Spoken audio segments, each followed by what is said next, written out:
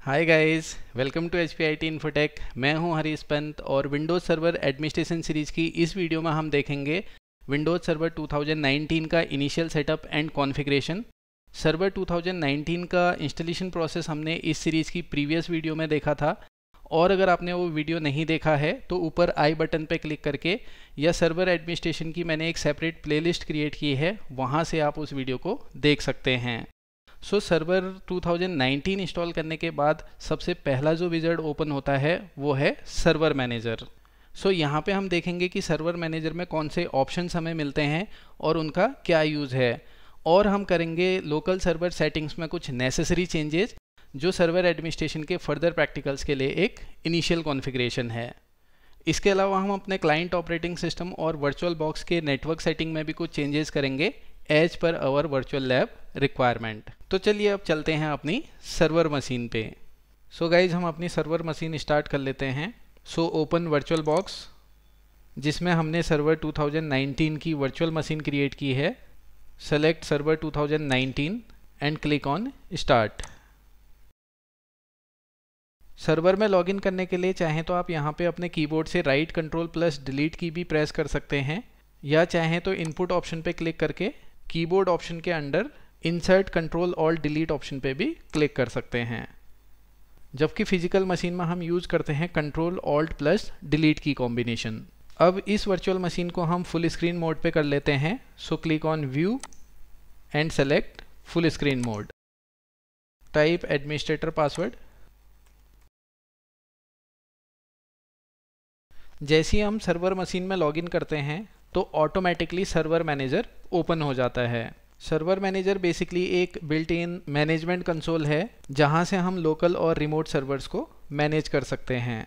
यहाँ पे हमें एक ऑप्शन मिल रहा है try managing servers with Windows admin centre. अभी हम एडमिन सेंटर का यूज़ नहीं कर रहे हैं, इसको कर देते हैं हम क्लोज। अब सर्वर मैनेजर के डैशबोर्ड में यहाँ पे हमें कुछ क्विक एक्सेस ऑप्शंस मिलते हैं, like configure this local server, जिससे हम इस सर्वर की इनिशियल कॉन्फ़िगरेशन चेंज कर सकते हैं।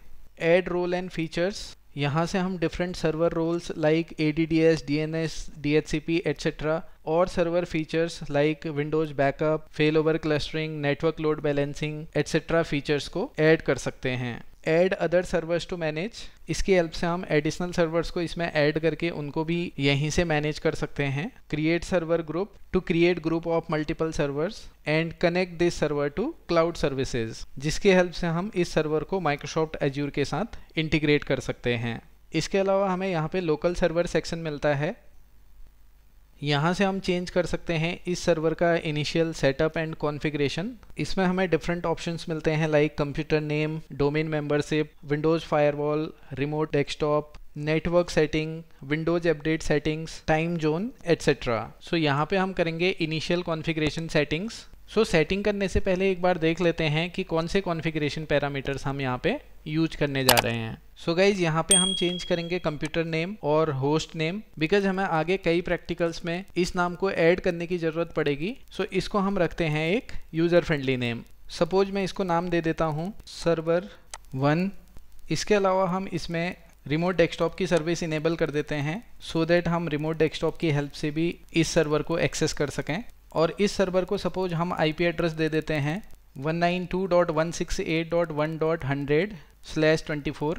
मीन्स यहाँ पे हम यूज कर रहे हैं क्लास C IP एड्रेस जिसका सबनेट मास्क होगा 255.255.255.0। इसके अलावा हम यहाँ पे टाइम जोन चेंज करेंगे।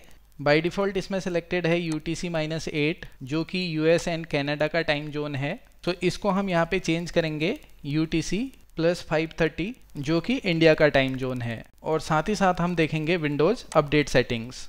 गाइज अब सेट कर लेते हैं इन कॉन्फ़िगरेशन पैरामीटर्स को। सबसे पहले मैं चेंज कर देता हूँ इस सर्वर का IP एड्रेस। ईथरनेट एड्रेस में अभी हमें ऑप्शन मिल रहा है IP address assigned bye DHCP, but हम इसमें मैनुअल IP सेट करेंगे। Click on it, right click on Ethernet option, click on properties. In Ethernet Properties Wizard, select Internet Protocol version 4 and click on Properties. यहाँ पे bye default selected है Obtain IP Address Automatically जो कि DHCP के case में use होता है। हम यहाँ पे देंगे manual IP। Click on Use the following IP address.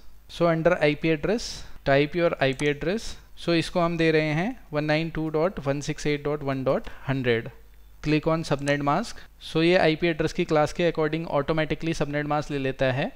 Default gateway basically हमारा एक ऐसा सिस्टम या एक ऐसी डिवाइस होती है जिसके थ्रू हम आउटर नेटवर्क में कम्युनिकेट करते हैं। अब सपोज यहाँ पे हमारा डिफ़ॉल्ट गेटवे एक राउटर है, तो यहाँ पे हम दे देते हैं उस राउटर का आईपी एड्रेस जो कि है 192.168.1.1। यहाँ पे ऑप्शन मिलता है डीएनएस सर्वर एड्रेस का, जिसमें दो ऑप्शंस हैं, preferred DNS server and alternate DNS server. यहाँ पे हम चाहें तो गूगल के पब्लिक डीएनएस सर्वर का आईपी एड्रेस भी दे सकते हैं, विच इज़ 8.8.8.8। लेकिन इस सर्वर को हम प्रमोट करेंगे एज अ डोमेन कंट्रोलर, जो कि हम नेक्स्ट वीडियो में देखेंगे। और जब हम इस सर्वर को as a domain controller promote करेंगे तो ये एज अ डीएनएस सर्वर भी वर्क करेगा। सो यहाँ पे हम डालते हैं इसी सर्वर का IP address which is 192.168.1.100। Alternate DNS server में अभी मैं कोई भी एड्रेस नहीं डाल रहा हूँ। So click on okay and click on close, then close this window. See यहाँ पे अभी भी IP address assigned by DHCP option show कर रहा है। So just click on refresh. See यहाँ पे अब हम देख सकते हैं इस सर्वर में मैनुअल आईपी सेट हो गया है। नेक्स्ट हम कर लेते हैं इसका time zone change. So click on this option and click on change time zone. Click on time zone drop down arrow and select UTC + 5:30 Chennai, Kolkata, Mumbai, new Delhi. Click on okay and okay. एक बार हम इसको refresh कर लेते हैं। सो अब हमारा time zone भी चेंज हो चुका है। अब कर देते हैं हम रिमोट डेस्कटॉप इनेबल। सो रिमोट डेस्कटॉप अभी डिसेबल्ड है, सो क्लिक ऑन डिसेबल्ड। सो यहाँ पे हमारे सामने ओपन होती हैं system properties and system properties में रिमोट टैब के अंदर यहाँ हमें ऑप्शन मिलता है रिमोट डेस्कटॉप, जो कि बाय डिफ़ॉल्ट सेलेक्टेड है। Don't allow remote connection to this computer, select allow remote connection to this computer. यहाँ पे हमें मैसेज मिल रहा है remote desktop firewall exception will be enabled.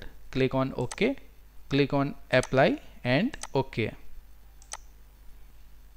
And Windows updates के लिए क्लिक ऑन डाउनलोड अपडेट्स, और यहाँ से हम चेक फॉर अपडेट्स पे क्लिक करके चेक कर सकते हैं अगर इस वर्जन के कुछ न्यू अपडेट्स आए होंगे, एंड देन हम उन्हें अपने सर्वर पे इंस्टॉल कर सकते हैं। सो अब हम कर लेते हैं कंप्यूटर नेम चेंज।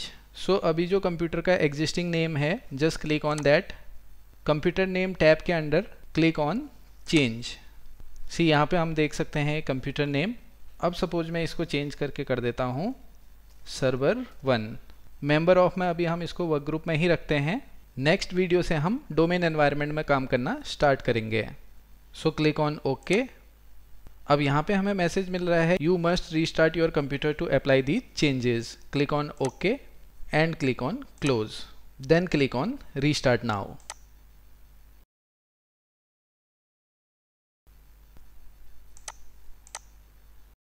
सो यहाँ पे हम देख सकते हैं अब इसका नाम चेंज होके हो गया है सर्वर 1।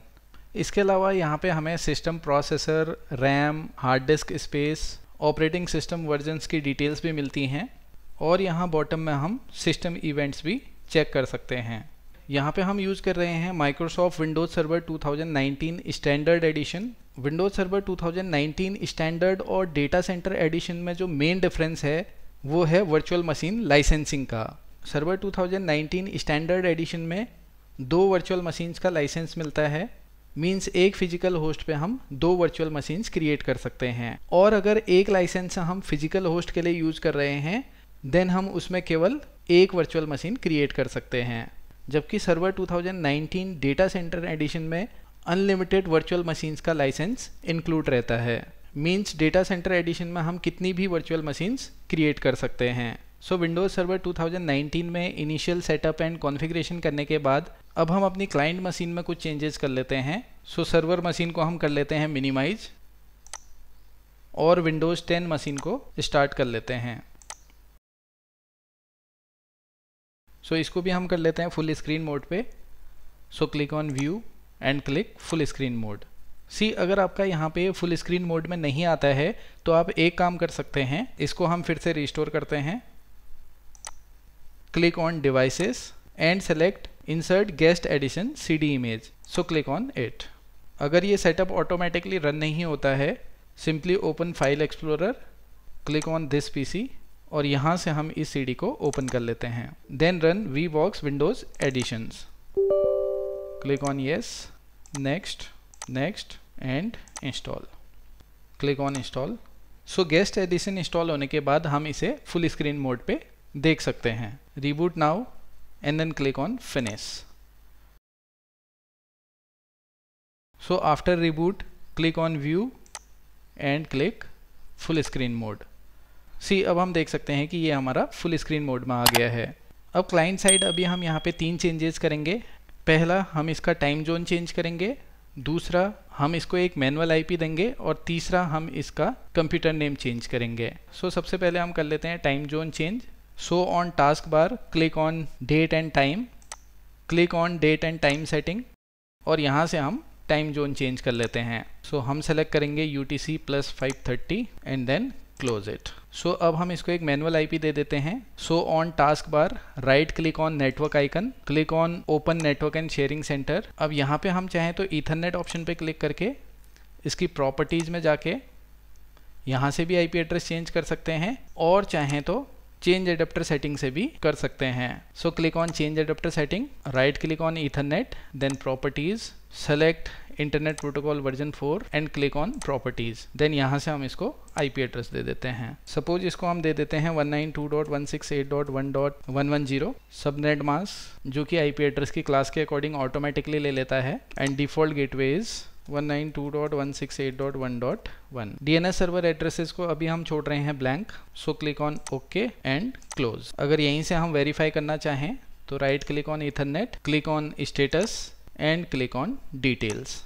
सी तो यहाँ पे आप देख सकते हैं 192.168.1.110 इस सिस्टम का IP एड्रेस सेट हो गया है। So click on close, close and close this. So अब हम कर लेते हैं इस सिस्टम का computer name change. So computer name change अगर हम चाहें तो स्टार्ट पे क्लिक करके then go to settings, then click on system and select about, then click on rename PC और यहाँ से हम इस कंप्यूटर का नेम चेंज कर सकते हैं। और दूसरा चाहें तो simply open file explorer, right click on this PC and click on properties. So system setting में हमें यहाँ ऑप्शन मिलता है computer name, domain and work group setting. So click on change setting, under computer name tab click on change और यहाँ से हम इस PC का नाम चेंज कर सकते हैं। सपोज मैं दे देता हूँ PC1, then click on okay. You must restart your computer, click on okay and click on close and click restart now. So after reboot एक बार हम वेरीफाई कर लेते हैं। सी यहाँ पे अब आप देख सकते हैं इस सिस्टम का नेम सेट हो गया है PC1। अब फाइनली हम अपने वर्चुअल बॉक्स के नेटवर्क सेटिंग को चेंज कर लेते हैं। सो वर्चुअल बॉक्स में select your virtual machine, then click on setting, then click on network. By default यहाँ पे सेलेक्टेड है NAT which is network address translation.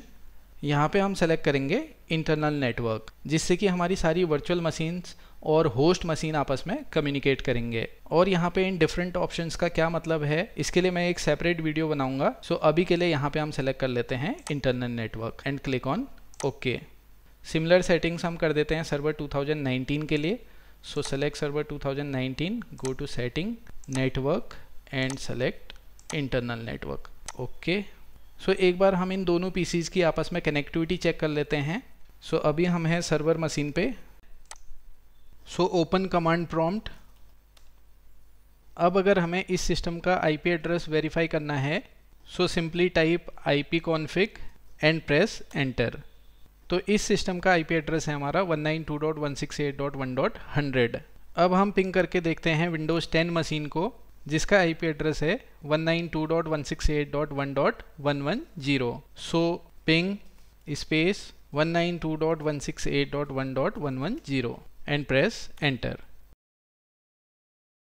सी यहाँ पे रिप्लाई मिल रहा है रिक्वेस्टेड टाइम आउट, जिसके पीछे एक रीजन हो सकता है और वो है विंडोज़ फायरवॉल। बिकॉज अभी हमने विंडोज़ फायरवॉल में कोई भी रूल डिफाइन नहीं किया है, सो फायरवॉल बाय डिफ़ॉल्ट इसे ब्लॉक कर रहा है। सो एक बार हम विंडोज़ 10 मशीन की फायरवॉल ऑफ कर देते हैं। सो विंडोज़ 10 में सर्च बॉक्स में हम टाइप कर लेते हैं firewall, then click on Windows firewall. So अब यहाँ से हम फिलहाल फायरवॉल ऑफ कर देते हैं। So click on turn Windows firewall on और off, then select turn off Windows firewall, for both private and public networks. Click on okay. अब वापस हम सर्वर से एक बार पिंग करके देखते हैं। सो अब हम पिंग करके देखते हैं।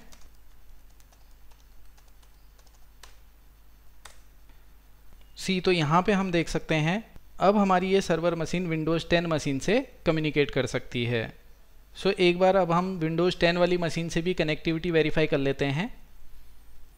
इसका आईपी एड्रेस है 110। पिंग 192.168.1.100। यहाँ पे हम यूज़ कर लेते हैं -T, जो कि यूज़ होता है कंटिन्यूस पिंग्स के लिए। Press enter. यहाँ पे ये हमें दिखा रहा है रिक्वेस्टेड टाइम आउट, जबकि विंडोज़ सर्वर मशीन से हम विंडोज़ 10 की इस मशीन को पिंग कर पा रहे हैं। तो श्योरली इसको भी ब्लॉक कर रहा होगा सर्वर का फायरवॉल। एक बार हम सर्वर का फायरवॉल ऑफ करके देखते हैं। On server machine click on start and select server manager.